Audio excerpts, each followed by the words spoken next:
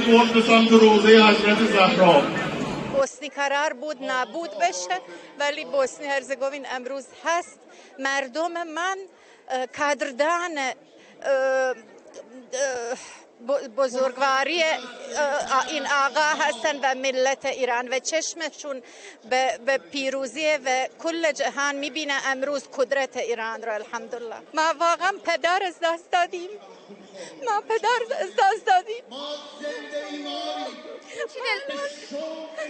داغداریم تو آخر عمر مدیون آقا هستیم. ملت بوسنی هرزگوین تو آخر عمر مدیون آقا هست و کمک هایشون برای مردم